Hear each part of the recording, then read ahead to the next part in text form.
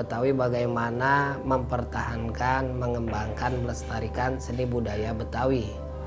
Sehingga kita tidak menjadi penonton yang baik, menjadi tamu di rumahnya sendiri. Terus kita juga punya keinginan atau punya tujuan bagaimana menyelamatkan regenerasi ini supaya jangan narkoba, jangan tawuran, jangan main PS game berlama-lama, terus juga tidak manfaat di tongkrongan. Makanya ada fasilitas di Sanggar Sipitung yang gratis, yang insya Allah mengurangi dari kegiatan-kegiatan yang tidak manfaat.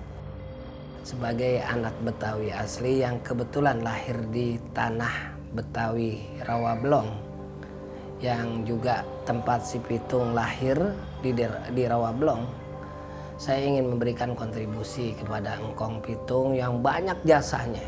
Karena Sipitung adalah pembela rakyat Betawi dan dia pahlawan bagi orang Betawi.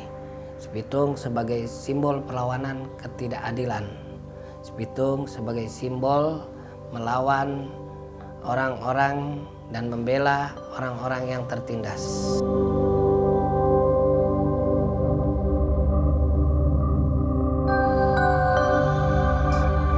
Jadi sebagai anak Betawi saya ingin memberikan sesuatu yang bisa manfaat. Saya coba ambil konsep Sipitung yang ikhlas membela orang-orang kecil tanpa pamrih.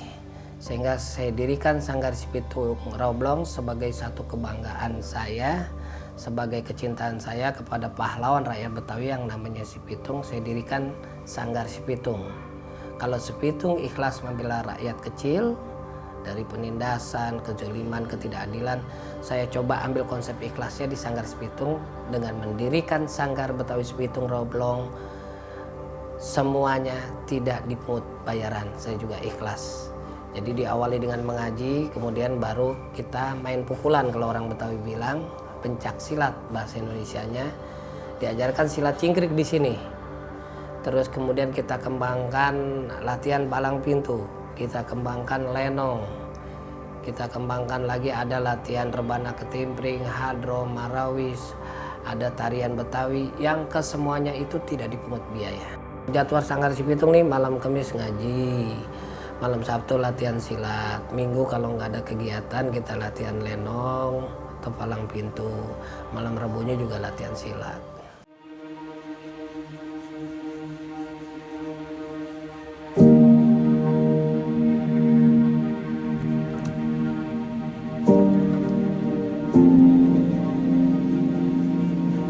Alhamdulillah secara prestasi, karena saya selalu mengedepankan ke adik-adik kita, dengan kita kedepankan jiwa sosial, kebersamaan kita selalu saling memberi ilmu walaupun sedikit. Insya Allah Sanggar ini eksis dan tetap berjalan. Saya bilang sama murid-murid, kalau kamu ingin dilihat orang dan diperhatikan orang, dihargai orang, tunjukkan dengan karya dan prestasi, pasti dilihat orang. Ya kalau Sanggar Sipitung mah kedepannya pengen go internasional kita. Itu tadi saya bilang, kadang kita jadi penduduk inti Jakarta yang ibu kotanya Indonesia, hanya menjadi penonton yang baik, menjadi tamu di rumahnya sendiri. Tapi bagaimana kita bisa menjadi pemain, menjadi tuan rumah yang baik, syukur-syukur bisa keliling dunia menampilkan sebuah produk budaya Betawi.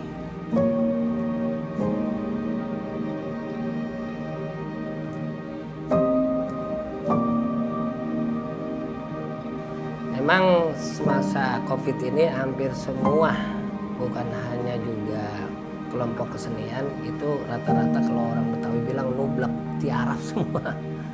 Iya, dilemanya bagaimana dia mau manggil sebuah produk kesenian kalau kenyataannya ada aturan-aturan tentang kerumunan. Sehingga kadang-kadang yang udah jadi, udah deal, udah di DP, besoknya mau tampil, malamnya dibatalin. Karena nggak boleh dengan ada peraturan itu. Memang ini luar biasa, tapi ada makna positifnya juga.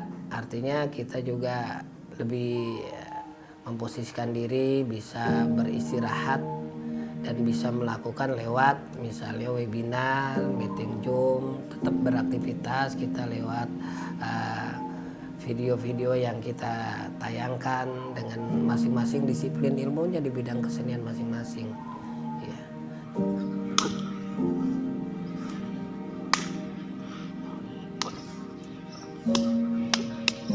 Nah, dengan adanya COVID ini akhirnya kita mau nggak mau mengikuti apa yang menjadi ketentuan dan keputusan dari khususnya Bapak Gubernur kita ya, yang bagaimana menghindari kerumunan, jangan sampai nanti ada hal-hal yang tidak diinginkan.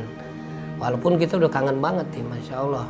Juga berharap teman-teman juga ikut mendukung bagaimana COVID-19 ini cepat berakhir. Protokol kesehatannya dijalanin, apa-apa yang menjadi ketentuannya juga diikutin. Memang kalau urusan mati urusan Allah, tapi paling tidak kita sudah mencegah itu lebih baik daripada tidak mencegah.